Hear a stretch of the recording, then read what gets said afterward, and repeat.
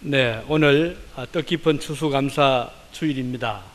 오늘 목요일이면 미국에서는 국가적으로 이날을 기념해서 친지들이 한자리에 모이고 또 각 기관들은 기관별로 이날을 축하하면서 뜻깊은 명절로 지키는, 미국에서 가장 교통량이 혼잡스러운 많은 사람들이 이동하는 때가 바로 이 추수감사절, 성탄절 있더라고 하죠. 이스라엘 백성을 애굽에서 인도해내신 하나님께서 계명을 주셨는데 특별히 세 가지 절기를 지키라 이렇게 말씀을 하셨습니다. 하나는 출애굽을 기념하는 유월절이 있죠. 또 한 가지는 첫 곡식에 대한 감사로 맥추 감사절이 있고, 마지막으로는 한 해의 가을 곡식을 거둔 다음에 드리는 추수감사절. 이 세 가지는 이스라엘 백성들에게 가장 소중한 명절이며 절기였습니다. 오늘 우리가 지키고 있는 이 추수감사절의 근원을 올라가 보면 결국은 성경에서 말씀한 대로 추수를 한 다음에 감사드리라, 여기에 근거를 하고 있고, 그러나 이제 미국에서 이 감사절의 역사를 이제 살펴보면 그런 뚜렷한 청교도 신앙의 뿌리를 찾을 수가 있죠. 작년도에 제가 이 말씀을 좀 드렸기 때문에 아마 지난해 들으신 분들 좀 회상하시기 바랍니다. 우선 간단한 그 역사적인 과거를 보면 이 청교도란 말은 영어로 퓨리탄을 하죠. 퓨리탄의 말은 purify, 정화하다 또는 깨끗하게 하다 혹은 순결하게 하다라고 하는 그 단어에서 온 말처럼 영국에서 당시에 순수한 믿음을 지키는 자들을 가리켜서 퓨리탄이라 그렇게 불렀습니다. 역사적인 배경을 보면요, 16세기의 영국의 정치 종교적인 그 상황은 대단히 불안정했고 또 교회에 대한 세상 권력이 많이 남용되던 그런 때였습니다. 헨리 8세라는 사람이 있었는데 이 사람은 1491년에서부터 47년까지 살았던 영국의 왕이었죠. 이 사람이 어느 날 자기의 본 부인을 버리고 캐서린을 버리고 다른 여인을 아내로 맞이합니다. 이 볼레인으로 한 여인을. 그래서 재혼을 하죠. 이거를 보고 영국에 용기 있던 이 청교도들이 왕에게 직언을 합니다. 아무리 왕이지만 본부인을 버리고 재혼을 하는 것은 하나님의 말씀과는 틀린다. 이것은 잘못된 것이다. 라고 하면서 왕을 비판을 하고 그에게 경고를 했습니다. 헨리 8세는 대단히 기분 나빠했죠. 아니, 너희들이 백성이 감히 왕의 하는 일에 대해서 이런저런 콩나라 판나라 왜 그런 잔소리를 하느냐, 이런 왕이 여기에 대한 감정을 좋지 않게 가지게 됩니다. 이렇게 되자 헨리 8세는 1534년도에 우리는 로마 교황청과는 관계를 끊는다 해서 완전히 단절을 시킵니다. 그리고는 영국 이 국교회, 따로 우리는 이제 성교회라죠. 성공회, 혹은 미국에서는 에피스코팔, 우리는 성공회로서 독자적인 교회, 교권을 가진다. 이렇게 영국과 로마 교황청 간의 관계를 단절을 시킵니다. 이게 바로 1534년도였습니다.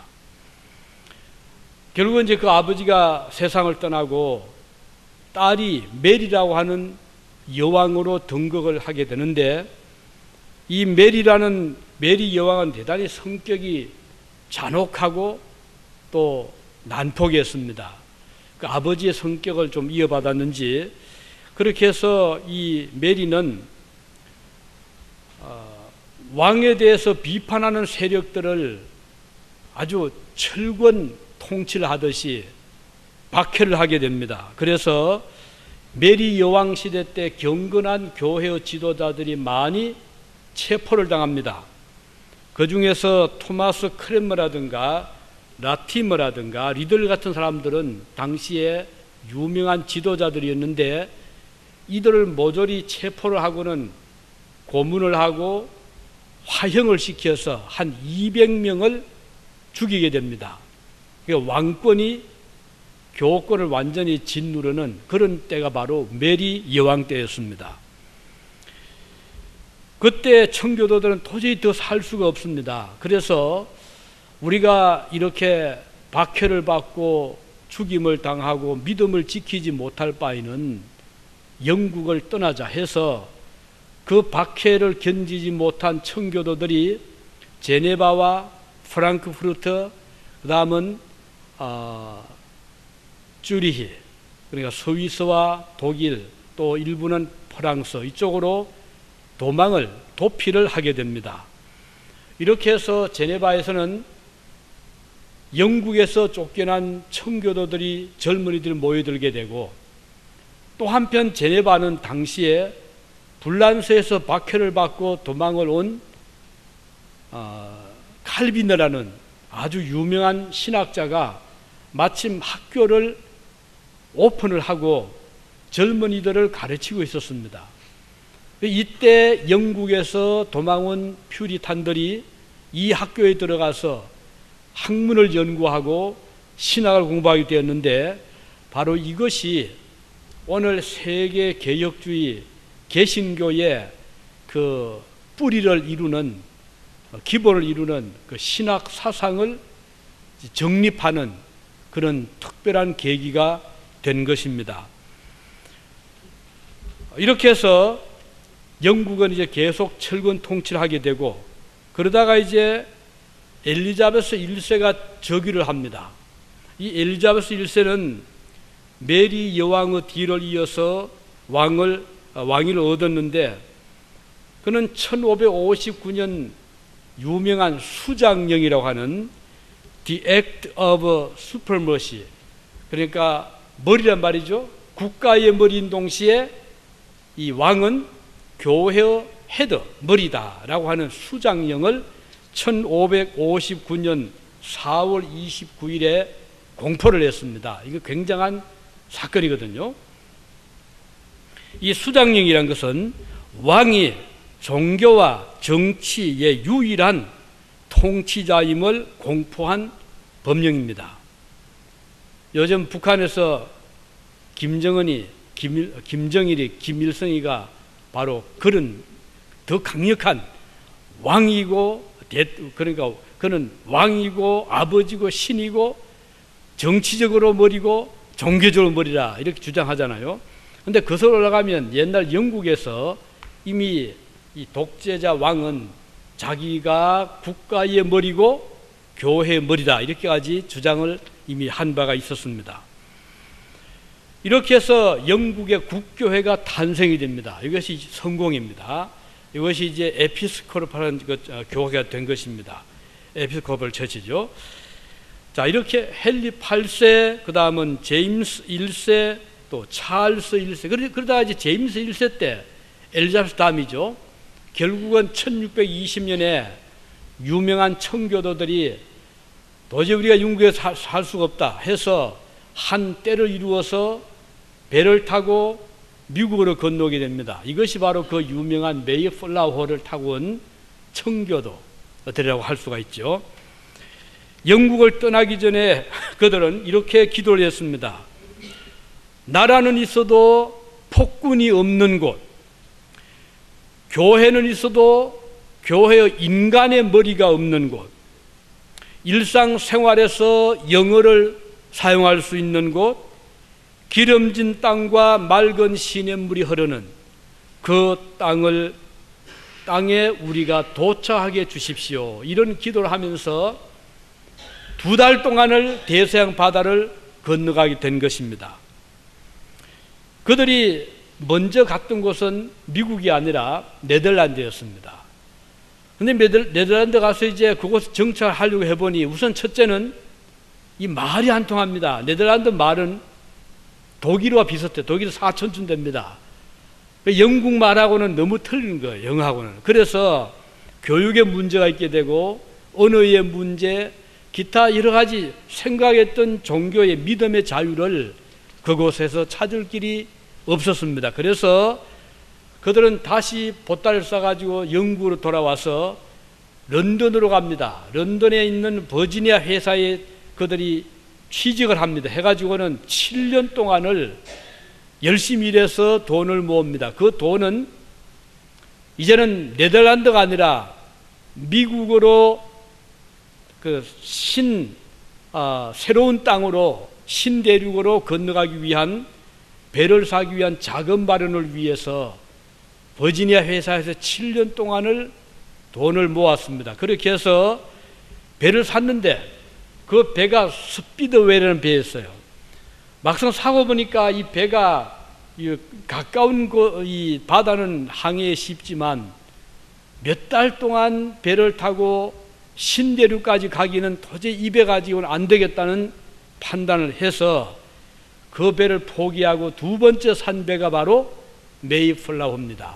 이렇게 해서 180톤짜리 별로 크지는 않습니다. 배를 장만을 하고 그리고는 이제 퓨리탄들이 모여서 이제 건너갈 계획을 세우는데 자 배는 적고 사람은 한 102명 어떤 그 문서는 101명 어떤 문서 102명인데 한 102명으로 생각하면 102명이 타야 되고 그들이 먹을 양식이 필요하고 그래서 몇 가지 이제 그 수칙을 정합니다.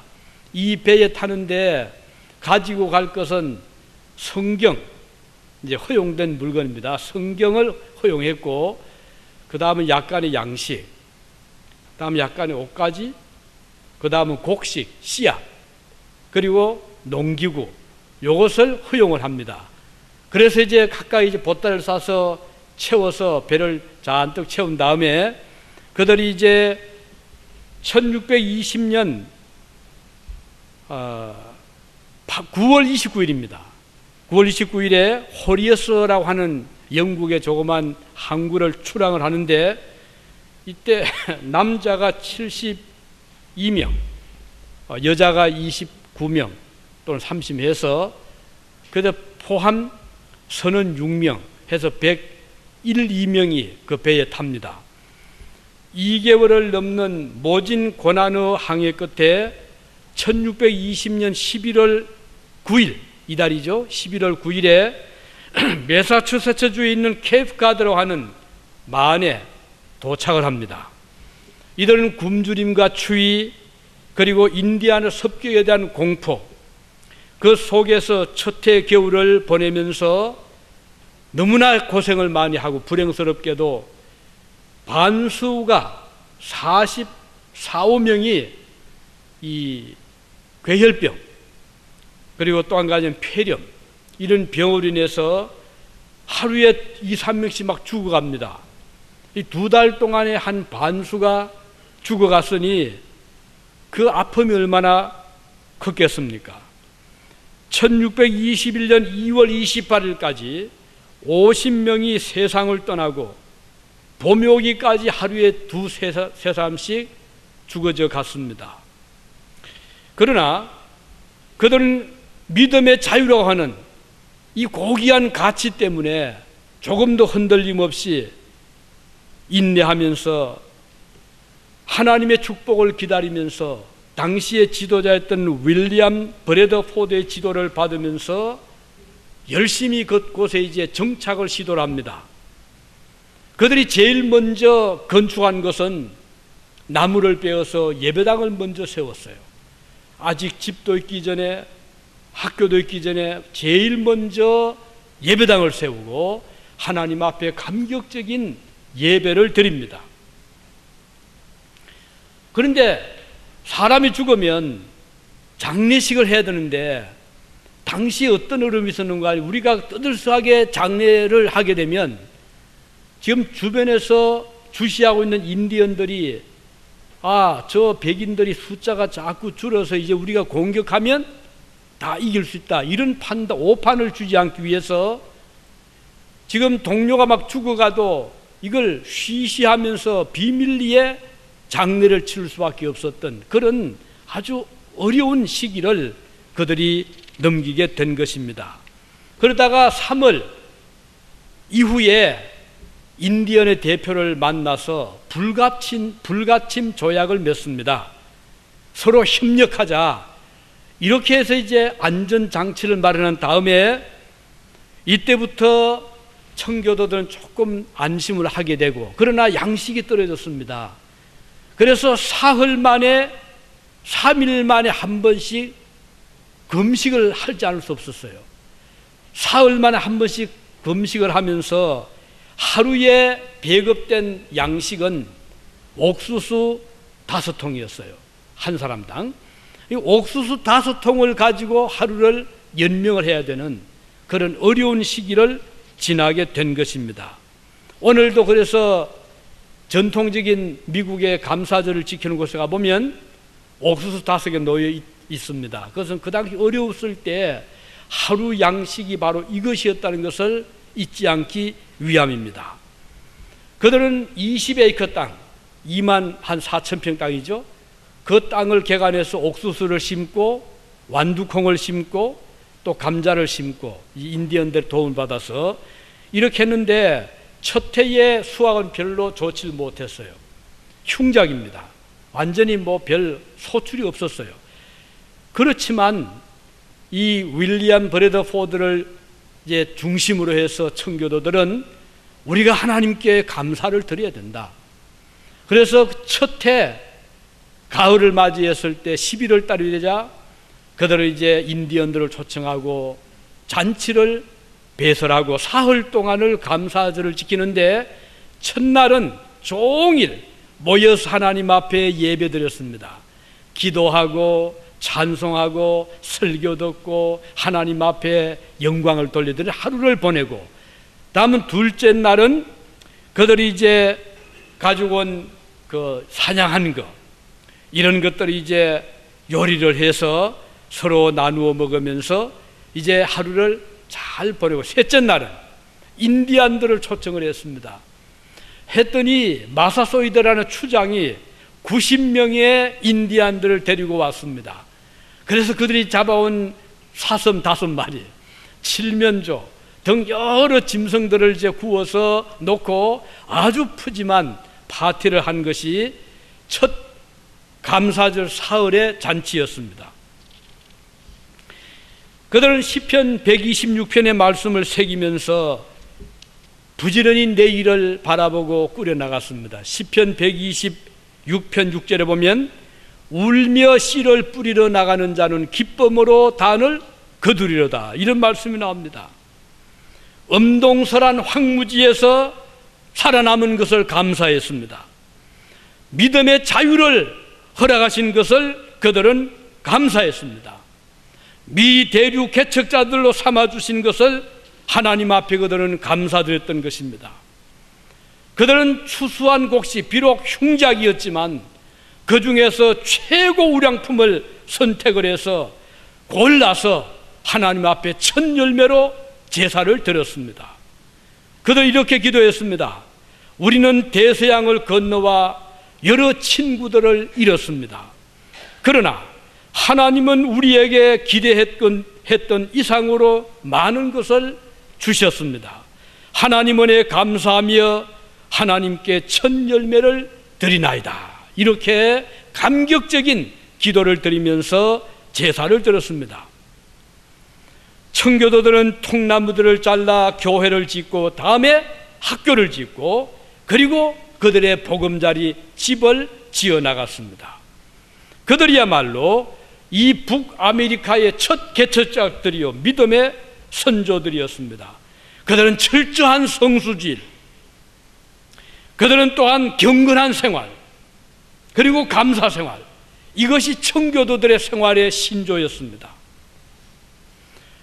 이제 1623년 7월 초대 마사추세츠주의 주지사가 된 브래드포드는 이렇게 말을 했습니다.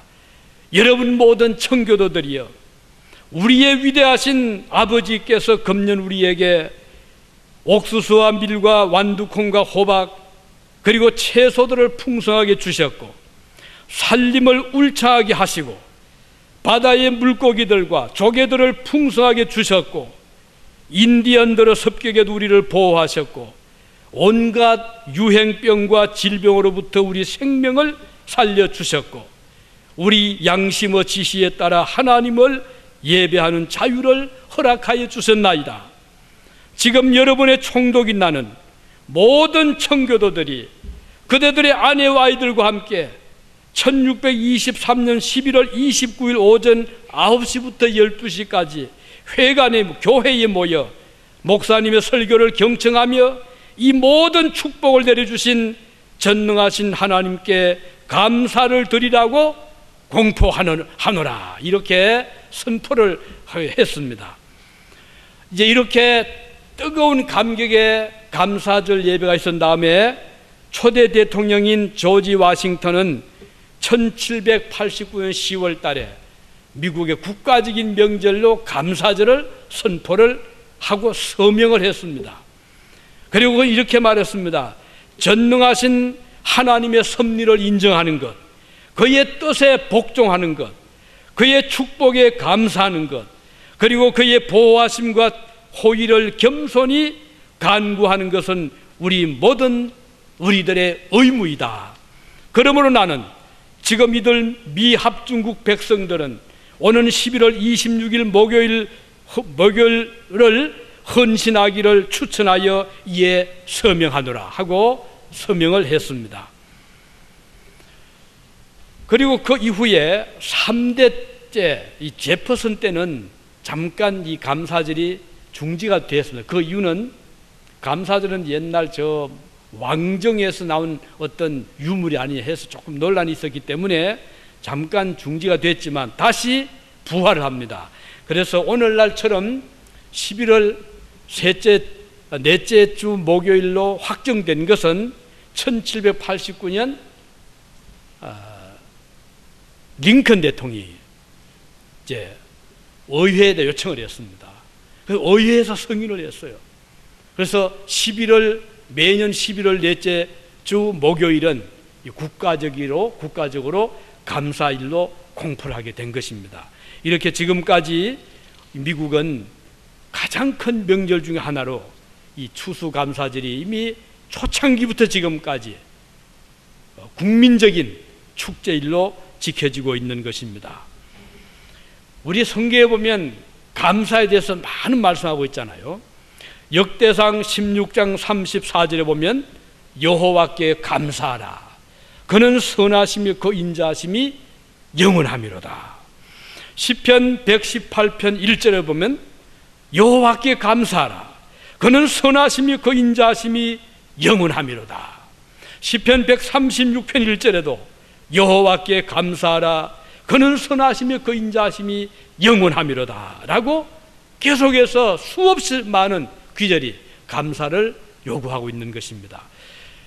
자, 그리고 이 감사절과 동시에 청교도 신앙의 원리가 뭔가, 도대체 영국에서 그들이 왜 박해를 받았고 왜 그들이 영국을 떠나서 미국으로, 네덜란드를 거쳐서 미국으로 왔어야 되느냐, 여기에 대해서 우리는 이미 조금 말씀드린 대로 이 왕이 교회를 이래라 저래라 지배하고 그리고 성경을 떠나서 그와 같은 악을 행할 때 교회라고 입을 닫도록 한 것에 대한 반항이잖아요. 우리 교회는 불의에 대해서 말을 해야 됩니다. 악에 대해서 잠잠해서 안 됩니다. 왕이라 하더라도. 그래서 청교도들은 그 당시 어려운 때에 당시에 헨리 8세가 자기 본처를 버렸을 때 이건 아니다고 담대하게 말을 할 수가 있었고, 그로 인해서 왕의 박해를 받게 된 것이었죠. 이들이 이제 박해를 피해서 사방으로 흩어졌을 때 제네바에서는 칼빈을 중심해서 성경에 기반을 둔 신학의 그 원리를 가르치고 있었는데, 요약하면 5가지입니다.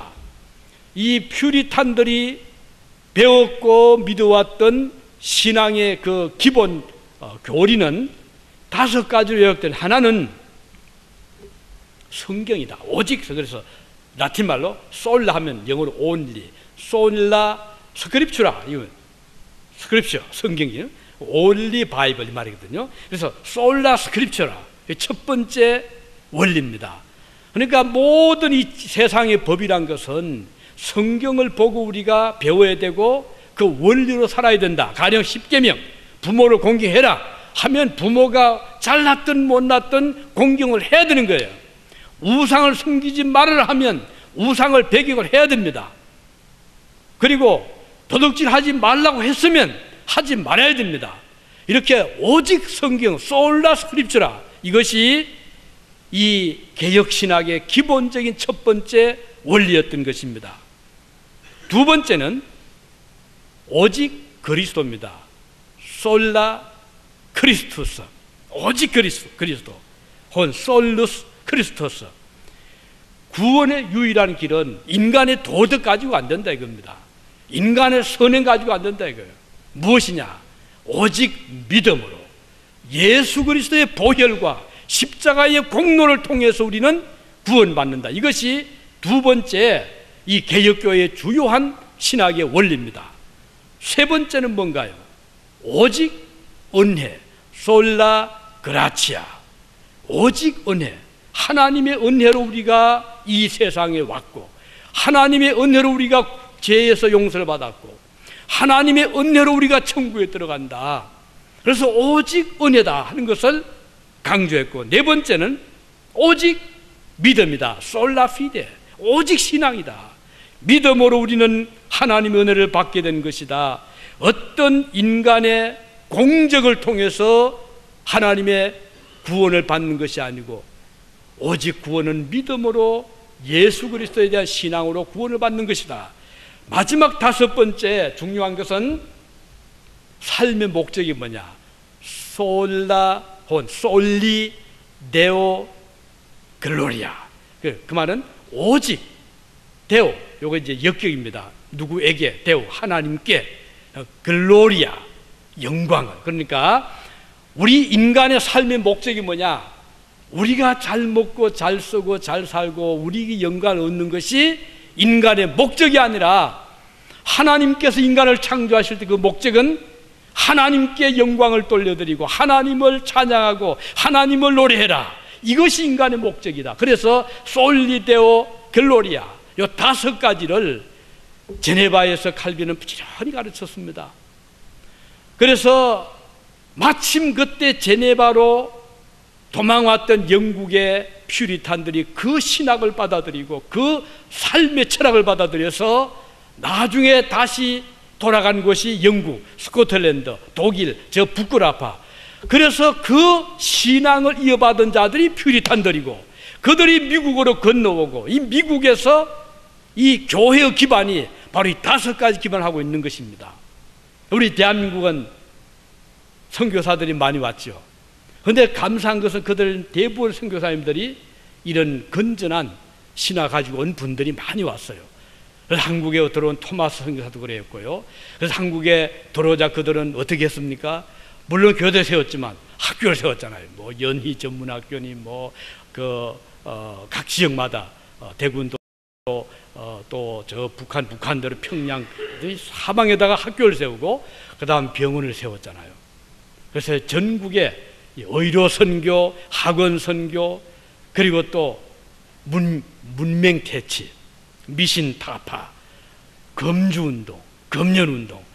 그래서 우리의 그 선교, 이 서구에서 선교사들이 한국에 들어와서 아주 혁혁한 이 문화 발전, 역사 발전, 우리 조국을 위해서 많은 수고를 하고 또 순교도 하고 이렇게 했거든요.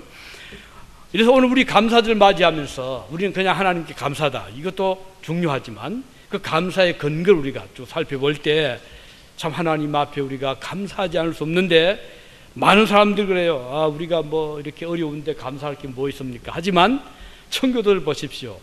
그 102명이 건너와서 50명이 죽었습니다. 그것도 병으로 죽고 굶어 죽고. 그렇지만 그들은 하나님 앞에 감사했잖아요.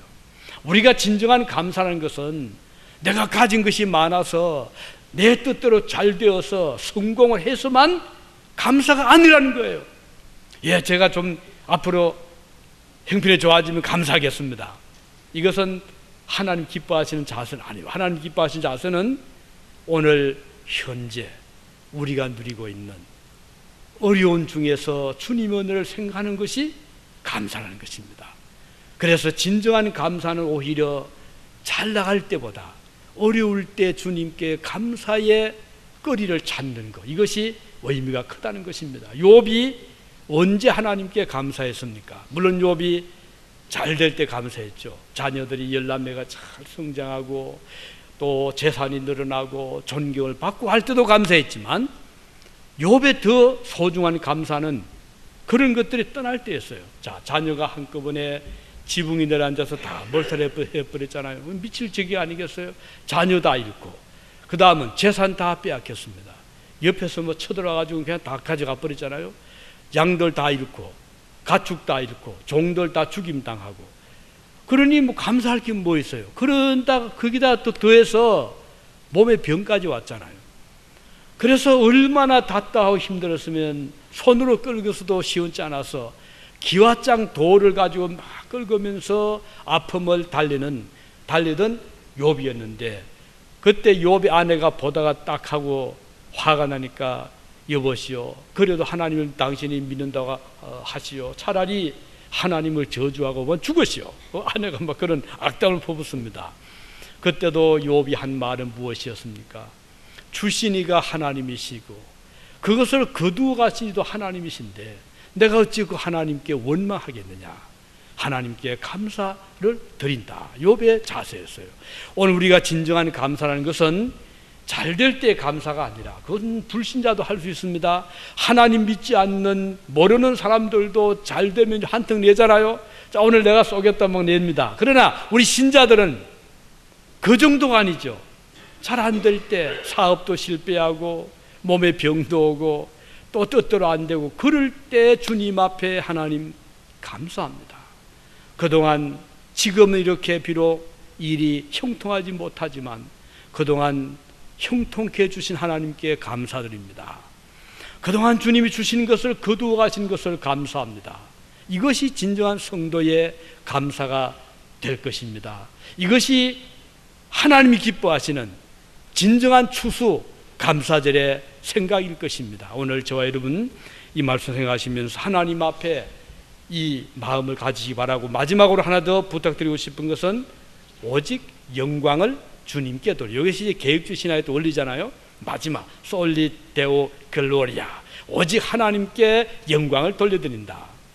하나님께 감사하고 하나님께 영광 돌, 하나님 찬양 드리고, 우리 젊은 청년들이 예배 우리 앞두고 힘차게 찬양 부르고 주님 앞에 드리면 하나님 참 기뻐하실 겁니다. 하나님 영광을 돌려드리고 마음에서부터 우리의 몸을, 우리의 정성과 우리의 모든 사랑으로 주님을 우리가 존경하고 영광 돌려드리는 그런 삶을 일생토록 살아가는 여러분 되시길 바랍니다. 기도하시겠습니다. 자비로우신 우리 아버지 하나님,